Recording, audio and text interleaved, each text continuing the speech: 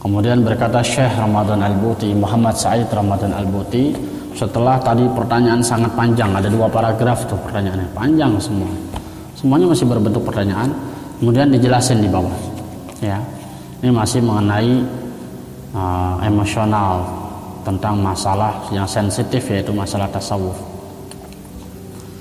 Kemudian dijelaskan begini kata Syekh Al-Buti, dia ajak mikir kita. Thumma idza jaa man yutliqu 'ala al-iltizam bi hadzal nahj ar-rami ila hadzal hadafi at-tarbawi al-qudsi isma tasawuf au ilma suluk au funnat tazkiyati afatakunu hadhihi tasmiyah muzhiqatun li syar'iyyatil madmun. Begini kata Syekh Al-Buti, ini pertanyaan agak panjang, langsung aja saya terjemahin ya. Terus segini, nanti ada orang-orang yang mengajarkan jalan seperti tadi, mensucikan jiwa, banyak berzikir, mengingat Allah, muraqabah ilallah, mendekatkan diri selalu kepada Allah, kemudian memperbaiki syariat, memperbaiki ibadah, kemudian dia ihsan, dia harus ibadah sebagaimana Nabi perintahkan, hendaklah kamu beribadah seakan-akan melihat Allah. Terus orang yang mengajarkan ilmu ini, mereka memberi nama ilmu tersebut dengan nama tasawuf atau ilmu suluk, ilmu jalan. Suluk itu jalan, atau ilmu suluk. Kan ada sebagian orang nggak setuju tuh sama tasawuf, sama ilmu suluk. Suluk apa sih suluk gitu kan? Hulul apa sih itu hulul? Wah, sesat tuh begitu kan. Ada orang yang mengajarkan dengan cara tadi, tapi mereka yang kamu lihat kesalahannya hanya gara-gara mereka menamakan itu tasawuf. Aufun tazkiyah atau cabang ilmu tentang tazkiyah. Apakah iya nama ini merobohkan dasar-dasar syariat? Kok cuman gara-gara nama kamu kafirkan? Paham gak nih? Ahli tasawuf sesat, bid'ah, nggak ada. Tariun fil Islam katanya, berlebihan dalam Islam. Kok cuma gara-gara nama? Padahal isinya adalah sesuai dengan ajaran Nabi dari awal tuh, dari mukadimah yang keberapa tuh ya, sunnati Rasulullah, bahwa hikam ini adalah mengandung perkataan-perkataan yang sesuai dengan kitab Allah dan sunnah Rasulullah. Jangan lupa kita lagi bahas hikam deh. Kelupaan nanti. Mujibatun li ibtalil haq, apa iya yang begitu bisa menyebabkan batalnya kebenaran? Ya, gara-gara nama kok kebenaran bisa jadi hilang, bisa jadi rusak, bisa jadi batal. Ya, tasawuf haram, bid'ah ya. Apa iya begitu katanya gitu. Wa ilhaqul batil, atau justru menancapkan atau menumbuhkan kebatilan. Apa iya cuman gara-gara nama terus kebatilan itu jadi muncul, menanamkan kebatilan. Orang menyebut kata tasawuf, sufi, terus apa iya yang begitu kemudian dia sesat gitu, tanpa kamu lihat isinya, amalannya, caranya. Ala anna bi wus'ika antal taqita al minhaja wal madmuna wa tulqil isma wal mustalaha wara'a dhahrik ya, au hatta in syi'ta tahta qadamik ya. Begini dah kata Syekh Al-Buti, ala anna bi wus'ika,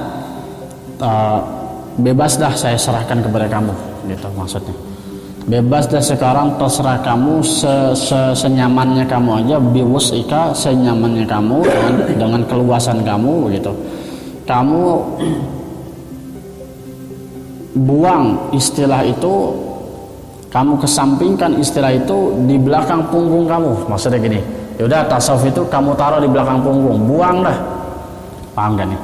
Kamu boleh anggap itu, wah itu mah sampah, buang aja udah, spam gitu kan. Au hatta in syi'ta tahta qadamik, atau kamu injak silakan. Ada kitab tasawuf, kamu injak, kamu bakar silakan, enggak apa-apa kata Syekh Al-Buti.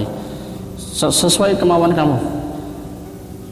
Wa bidzalika tasluhu ma tara annahu khata', dengan sebab itu kamu bisa melihat bahwa itu emang benar salah, emang benar sesat. Oke kata Syekh Al-Buti. Wa taqawwama ma ta'taqidu annahu ma'uj, kemudian semakin jelaslah bahwa apa yang kamu pahami, apa yang kamu iktikadkan, apa yang kamu yakini, annahu ma'uj, bahwasanya tasawuf itu merusak, ma'uj Al-muhim sekarang yang penting begini aja katanya gitu. Oke, kamu istilah tasawuf silakan kamu buang, kamu bakarlah, kamu injak aja nggak apa-apa katanya gitu. Semakin jelas dah bahwa tasawuf menurut kamu itu salah sesat, oke katanya gitu. Apa yang kamu pahami itulah yang benar kata Syalbuti. Apa yang kamu pahami tentang Islam itulah, kita salah dah pokoknya gitu. Al-muhim sekarang yang penting begini. Allah ta'khuzal jar bizulmil jar wa tu'aqibul musamma wa tu'aqibal musammi al-bari bijari ratil isim.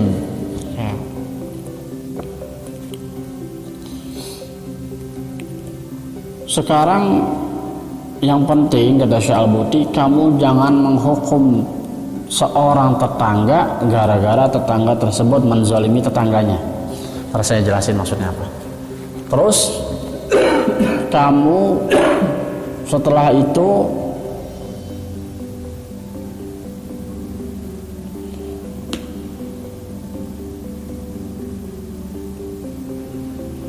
jangan meluapkan si pemberi nama bijari ratil isim dengan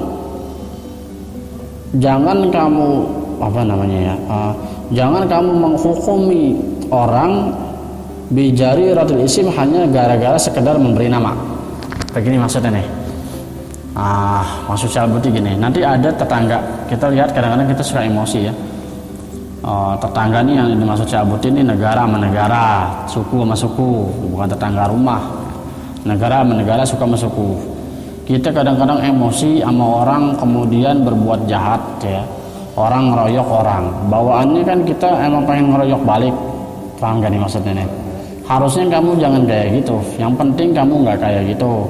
Terserah kamu nggak setuju sama istilah tasawuf, yang penting kamu jangan menghukumi orang yang salah dengan kekasaran. Ada tetangga misalkan memperkosa tetangganya misalkan, terus kamu kan tetangganya juga nih, terus kamu jadi geram gara-gara itu, terus kamu main hakim sendiri, paham nih? Yang penting jangan begitu kata Syalbuti. Kamu nggak demen istilah tasawuf nggak apa-apa, yang penting kamu jangan begitu, paham gak nih? Yang penting kamu jangan bertindak anarkis radikal, nggak keras, nggak gampang melihat kasus itu hanya dari kejadian pertama, apa yang nampak di mata kamu, paham gak nih? Kamu harus mendalami kasus tersebut, harus paham latar belakang itu terjadi itu kenapa, paham gak nih? Jangan lihat itu Amerika, itu Cina, kemudian kamu begini begitu, bersikap begini begitu, paham gak nih? Kanan kiri gitu. Nah jangan secepat itu, yang penting. Ini pengalaman Syalbuti. Jadi kamu jangan lihat orang yang tidak sholat kemudian dia kafir, kamu bom, paham gak nih? Terus di pasar itu mereka ketika azan asal mereka, kamu bilang itu babi semua tuh yang di pasar tuh, nggak ada pada sholat gitu, paham gak nih? Atau yang di dalam gedung ini semuanya kafir, ini semuanya pantas dibom, kamu bom, padahal kita nggak tahu di dalam gedung ada orang sholat atau tidak, paham gak nih? Yang penting kamu jangan begitu, dan jangan kamu melimpahkan dosa, jangan kamu melimpahkan kesalahan, jangan kamu mengecap jelek, mengecap buruk, mengecap ahli neraka kepada orang yang memberikan nama tasawuf dalam ilmu ini. Paham gak? Paham nih? Paham ya?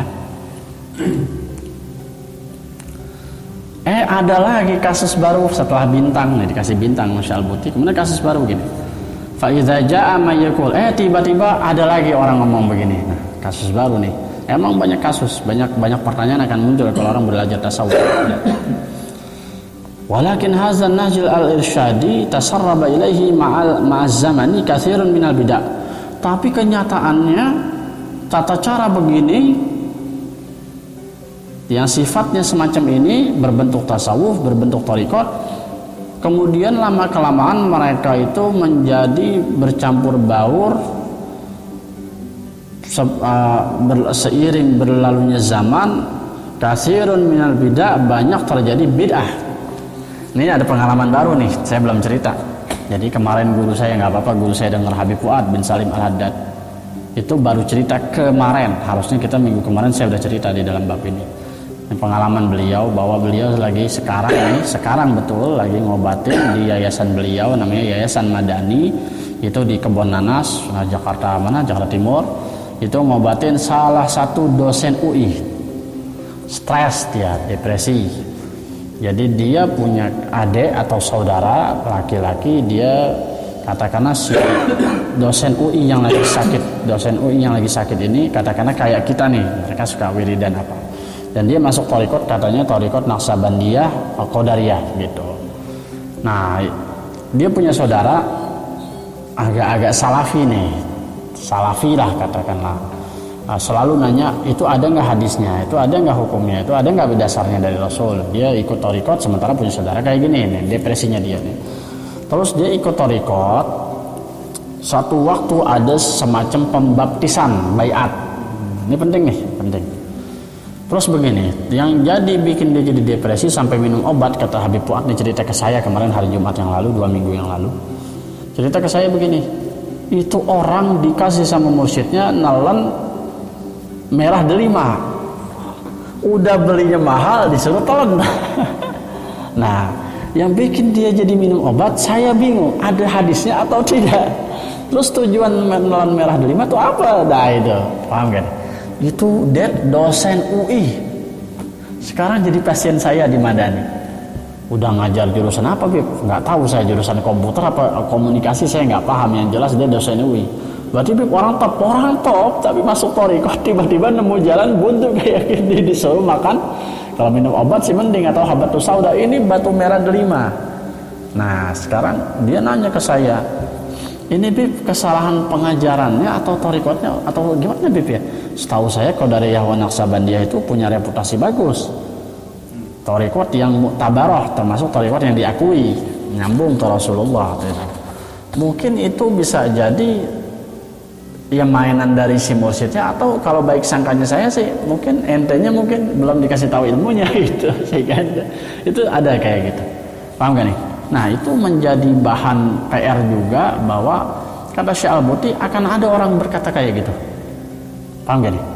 Bahwa itu diwarnai, betapa sering itu diwarnai dengan bid'ah, perkara-perkara yang tidak ada dasarnya dari Rasul, kemudian dipraktek di dalam tasawuf tersebut. Emang banyak, ini kan masalahnya kayak gini, paham gak nih? Nah, inilah pentingnya kita belajar tasawuf atau marifat atau thariqat apapun dengan ahli ilmu syariat. Yang paling penting itu ahli ilmu syariat, mereka mengerti tentang hukum-hukum Islam, maliyatun bil arabiyah, menguasai penuh bahasa Arab, mereka tidak rusak syariatnya. Nanti ketika belajar thariqat, mereka nggak akan mengajarkan kamu yang sifatnya kayak tadi, nelan batu gitu, paham gak nih? Ngerti gak nih? Ya kita nggak usah nyalahin si guru mursyidnya itu atau thariqat, bukan. Itu mungkin si murid juga mungkin depresinya mungkin ya bukan karena itu doang, mungkin karena maharnya mahal, ngenes juga kan, ditelan ke dalam perut gitu kan. Harus buat beli yang lain, jadi buat beli batu, maharnya mahal terus ditelan. Kali ya. Iya, sayang kan. Terus diledekin begini sama guru saya, Habib Fuad, itu air kencing lo jadi merah kan nggak harusnya kan kalau ditaruh di baskom jadi sampai kayak gitu. Nah, itu PR, itu kasus, kata Syekh Al-Buti, itu akan ada kayak gitu orang nanya. Walakin iya, tapi oke dah, iya benar, oke dah, gua nggak boleh ngomong orang yang namain ilmu tasawuf sesat, ya dah terserah. Itu akan ada orang ngomong kayak gitu. Tapi kenyataannya begini Ustadz, nanti ada orang ngomong kayak gini sama kita. Kenyataannya Ustadz, itu bercampur baur dengan bid'ah. Kasirun minal bid'ah, banyak yang dibuat-buat, yang direka-reka, yang diwarnai dengan bumbu thariqat itu. Banyak kan? Banyak banget. Nah, kita bersyukur belajar al-hikam gak aneh-aneh. Itulah pentingnya belajar al-hikam. Allati la yuqirruha Qur'anun wala sunnah, yang itu tidak ditakrir, tidak dibenarkan oleh Quran dan Sunnah. Nanti akan ada orang ngomong kayak kita sama kamu, paham nih? Ini disiapin senjatanya sama Al-Buti. Qulna lahu, kami katakan buat orang yang ngomong kayak gitu, yang ngomong iya tasawuf oke dah, kita nggak main nama, tapi isinya bagus, oke. Tapi kenyataannya kan Syekh, itu banyak orang bertasawuf jadi kayak gitu, jadi joget-joget, nari-nari, megang gitar, musikan, minum shisha, joget sama perempuan, tari pusar, itu kenyataan tuh, memang di timur kayak gitu, sudah di Turki udah kayak gitu. Qulna lahu, kami katakan kepada dia yang ngomong kayak gitu, anta mashkurun ala ghiratika ala syar'illah, kamu harusnya bersyukur terhadap ghirah yang Allah kasih ke dalam hati kamu tentang syariat Allah. Jadi kamu jangan sibuk kolesin orang begitu, kamu bersyukur aja. Allah kasih kamu kewaspadaan dalam hal itu, kamu bersyukur. Kamu nggak ikut sesat kayak mereka, paham gak nih? Itu dulu yang dikasih. Jadi kalau kita ada orang kayak gitu, kita begitu juga harusnya bersikapnya. Ente bersyukur nggak kayak dia, bagus, ente udah bagus gitu. Tapi ente jangan kayak gitu juga dong, paham gak nih? Bahwa ente mengecap bahwa mereka langsung musyrik, ente lihat dulu latar belakang ilmunya atau dasar-dasarnya gitu. Nah langsung memvonis, ente bagus kayak gitu. Alla yatasarraba ilaihi dakhilun wa an la yakhtalita bihi ma laysa minhu. Kamu bersyukur enggak ada warna-warna yang mencampuri kamu itu, dakhilun, kotoran-kotoran yang masuk ke dalam diri kamu. Wala yakhtalita, dan tidak bercampur bihi ma laysa minhu, apa-apa yang bukan seharusnya di dalam diri kamu. Kamu bersyukur, kata Syalbuti. Walakin dijawab lagi Syalbuti, akan tetapi nih ya saya bilangin, nah dibalikin lagi. Al-ghiratu 'alal haqq la tatamassalu fi an ta'uda fata'khudhal jara bizulmil jar. Iya, akan tetapi girah kamu, semangat kamu itu jangan sampai membuat kamu, girah kamu, semangat kamu jangan sampai tergambar bentuknya itu yaitu kamu menghukum tetangga gara-gara tetangga itu zalim terhadap tetangganya. Ntar saya jelasin maksudnya apa. Wa fi an tuzhiqal haqqa min ajlil batil alladzi tasarraba ilaihi, dan kamu tidak menegakkan kebenaran gara-gara di situ ada kebatilan yang bercampur di dalamnya. Maksudnya gini, kayak tadi Mbah Mun, cerita Mbah Mun yang tadi saya bilang politik gitu. Kalau kita para kiai nggak naik ke atas, siapa yang nasihati orang-orang atas gitu, paham nggak nih? Itu ada dalam kaidah fikih sekarang modern, fikih sultaniyah juga termasuk fikih kerajaan atau fikih pemerintahan, itu ada kaidah gini. La yutrakul haq li ajlil batil. Tidak boleh meninggalkan kebenaran. Nah, orang-orang tukang mabok, tukang gitar itu udah bandel, udah kenal anak sama Allah. Udah, kita jangan nyampur orang kayak gitu. Paham enggak? Buat anak kecil kita ajarin kayak gitu emang bagus. Tapi kalau udah gede nggak boleh kita ajarin kayak gitu. Paham enggak? Kita harus ajarkan kebijaksanaan bahwa di balik itu semua ada kebaikan. Kalau kamu nggak bercampur sama orang-orang kayak gitu, kasihan orang kayak gitu nggak dapat hidayah, paham nggak? Sama kayak hukum kayak gini dulu, orang ngotot pengen menjadikan Indonesia negara Islam atau syariat Islam murni. Nah sekarang pertanyaannya, kalau seandainya Papua melepaskan diri, ya kan? Timor yang dulu udah sekarang. Kemudian atau Kalimantan Barat atau mana aja yang ada campur baurnya dengan agama lain, atau Manado atau mana aja terserah. Seandainya mereka melepaskan diri dari Indonesia, gara-gara kamu ngotot pengen pakai hukum gimana ceritanya? Paham gak nih? Kamu harus pikir panjang loh, kayak gitu. Paham? Nah. Jadi kata Syalbuti, tapi ghirah, semangat beragama, jangan sampai membuat kamu itu menghukum tetanggamu gara-gara si tetanggamu ini berbuat jahat sama tetangga. Maksudnya itu tetangga berbuat jahat sama tetangganya, mencuri begitu. Mencuri. Jangan kamu tiba-tiba langsung pukul, langsung potong. Ini perbuatan nggak benar, terus kamu pukul, pakai emosi begitu. Harusnya kamu sidang, kamu tanya, dan pokoknya begitulah bijaksana. Proses. Orang mencuri aja itu, di mana dia bisa hukum potong tangan? Nah, apa sebabnya itu? Ada hukum-hukumnya itu, dilihat ya. Pencuri yang dipotong tangan itu dalam fikih itu pencuri yang dia mencuri rumah yang pagarnya dikunci, pintunya dikunci, berangkasnya dikunci. Berarti dia usahanya penuh. Itu dipotong tangannya. Tapi kalau gerbang nggak dikunci, pintu nggak dikunci, berangkas dikunci, berarti membuka kesempatan buat maling. Atau rumahnya dikunci tapi berangkas nggak dikunci, sama aja sebenarnya. Ada tamu nih, kita naruh duit, naruh HP di meja, terus ada tamunya kita belum kenal lagi, sales begitu, tiba-tiba HP hilang. Apa tuh sales langsung dipotong tangan? Salah kamu, masih kesempatan berbuat ya.